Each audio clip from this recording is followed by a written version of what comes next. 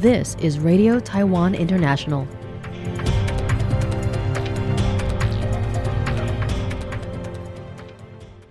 Welcome to the news on Radio Taiwan International. I'm Tristan Hildebrand coming to you from Taipei, Taiwan.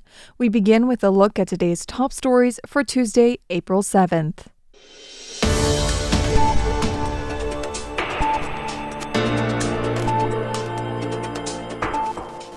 A church linked to the Lin Family Murders becomes the first civil transitional justice site.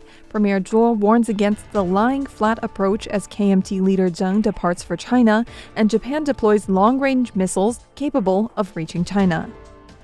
But first, today's top story. President Lai Ching-te visited the site of the Lin Family Murders for a plaque unveiling this Sunday, where he spoke regarding the unsolved case and Taiwan's transitional justice.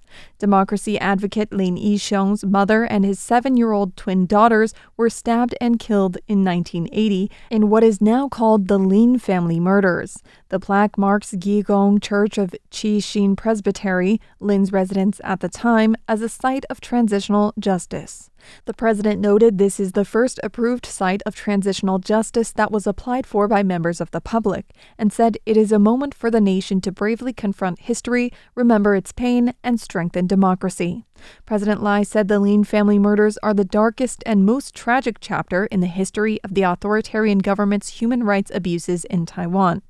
Upon taking office, he said he demanded the accelerated release of the archives to uncover the truth.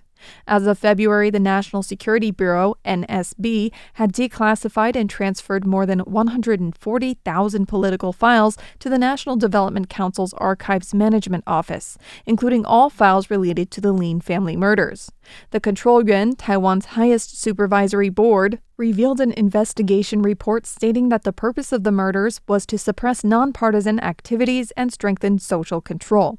According to a 1980 NSB intelligence report, the possibility that the attack was carried out by nonpartisan individuals, pro-independence activists, or international organizations was ruled out completely. The investigation continued for 2 years without identifying a suspect. The investigation has been reopened 4 times since, with an unmatched fingerprint considered the most likely evidence to identify the perpetrator, but it remains an unsolved case. The president emphasized that history has proved that true peace is never achieved by bowing to or compromising with authoritarianism. He said he believes that Taiwan will have more confidence to tell the world its story when more people refresh their historical knowledge. Lai said, "The story of the Taiwanese people is a story of courage. Even after the Lin family murders, facing brutal intimidation and a high-pressure political atmosphere, the Taiwanese people did not back down, instead becoming even more determined to push Taiwan towards democratization." Premier Zhuo Rongtai said Tuesday that he does not believe people in Taiwan would accept a lying-flat approach to dealing with Beijing. Zhuo made the remarks the same day KMT chairperson Zheng Ni-wen departed for China at the invitation of Xi Jinping. The KMT leader described her trip, which is aimed at reducing tensions between Taipei and Beijing, as a historic journey for peace. Speaking to reporters at the legislature on Tuesday, Zhuo said he offers goodwill toward party-to-party exchanges, but will maintain close attention to the visit. Zhuo said, "From a historical perspective, between the KMT and the Chinese Communist Party, it was not only the Wu Shi espionage case that caused the deepest harm to the country, but also the Beiping model of Fu Zuo-yi at that time. These were critical factors that pushed the entire country towards its final defeat, namely using capitulation, non-resistance and inaction as a method of surrender. This is the most well-known Beiping model in history, and I do not believe anyone in Taiwan today can accept this kind of lying flat model." Mainland Affairs Council Minister Cho Chui-zeng said the government firmly opposes actions that would sell out national sovereignty and interests or harm Taiwan's freedom and democracy. He said the Chinese Communist Party's intention to annex Taiwan has not changed, and he urged Zheng to avoid making herself a tool of China's United Front influence operations.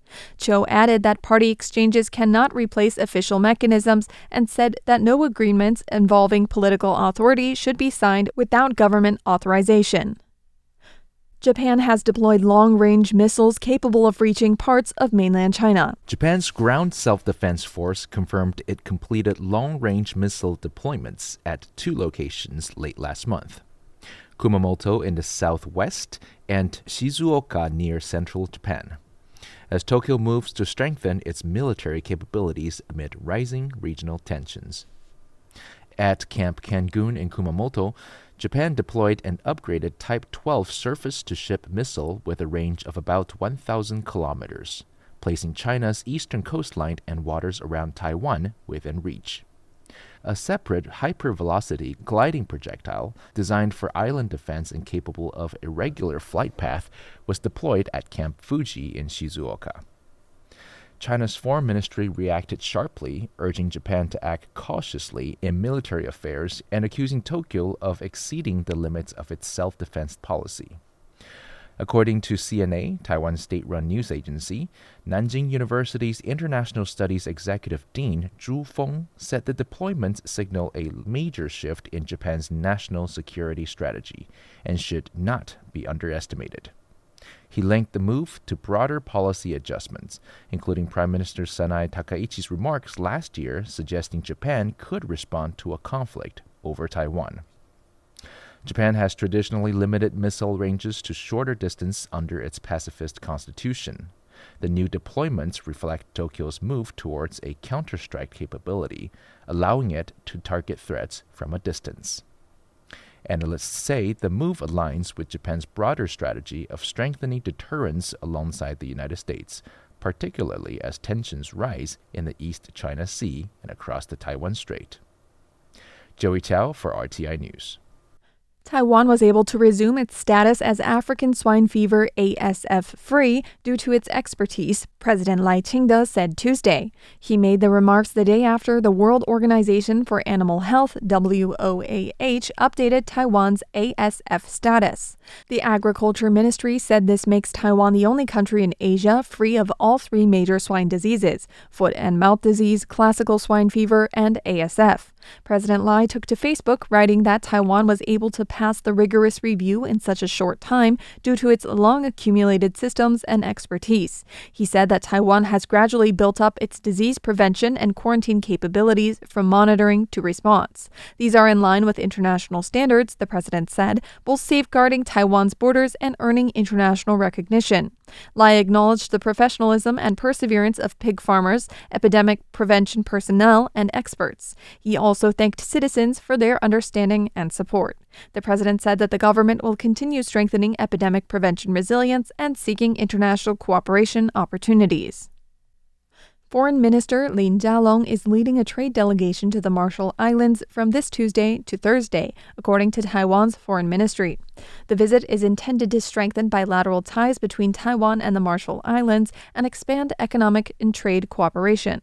Lin will meet with Marshall Islands President Hilda Hein, Speaker Brenton Wase, and Foreign Affairs and Trade Minister Kalani Kaneko, the ministry said.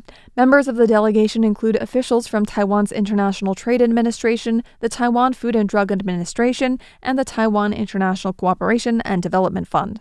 The delegation also includes more than 60 representatives from industries including fisheries, shipping, cold chain logistics, medical equipment, food processing, clean energy, and information technology. Thank you for joining me for the news. I'm Tristan Hildebrand. Stay tuned for another 50 minutes of English language features brought to you by Radio Taiwan International.